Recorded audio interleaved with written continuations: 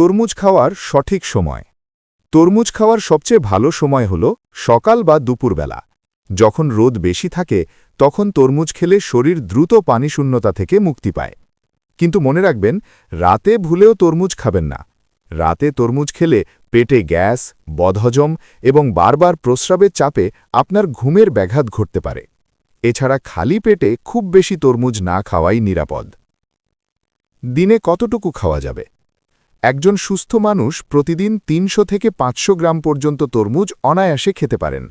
তবে যারা ওজন কমাতে চান বা ডায়েট করছেন, তারা পরিমাণটা একটু সীমিত রাখবেন।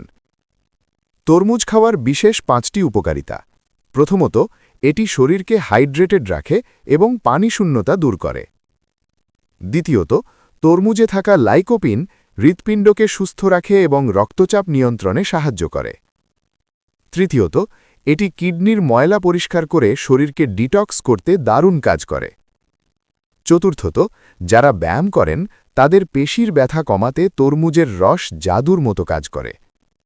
এবং পঞ্চমত, এতে থাকা ভিটামিন এ এবং সি আপনার ত্বক ও চুলকে ভেতর থেকে সজীব রাখে।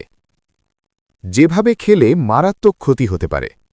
তরমুজ খাওয়ার সময় একটি ভুল কখনোই করবেন না। তরমুজ খাওয়ার সাথে সাথে বা ঠিক পরে পানি পান করবেন না। যেহেতু তরমুজে প্রচুর পানি এবং ফাইবার থাকে, তাই সাথে সাথে পানি খেলে আপনার মারাত্মক পেট খারাপ বা ডায়রিয়া হতে পারে। সবসময় তরমুজ কাটার পরপরই খেয়ে ফেলার চেষ্টা করুন। বেশিক্ষণ কেটে রাখা তরমুজে ব্যাকটেরিয়া জন্মানোর ভয় থাকে।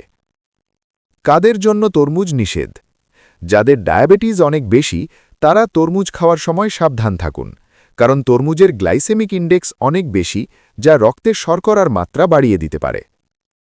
যাদের কিডনিতে মারাত্মক সমস্যা আছে বা যারা পটাশিয়াম রেস্ট্রিক্টেড ডায়েটে আছেন, তাদের জন্য বেশি তরমুজ ক্ষতিকর হতে পারে। এছাড়াও যাদের ঠান্ডা বা সাইনাসের সমস্যা আছে, তারা অতিরিক্ত ঠান্ডা তরমুজ এড়িয়ে চলুন। উপসংহার: সঠিক সময় এবং সঠিক পরিমাণে তরমুজ খেয়ে এই গ্রীষ্মে নিজেকে সতেজ রাখুন। ভিডিওটি ভালো লাগলে লাইক দিন এবং এই ধরনের আরও টিপস পেতে আমাদের পুষ্টির আধার চ্যানেলটি সাবস্ক্রাইব করে রাখুন। ধন্যবাদ।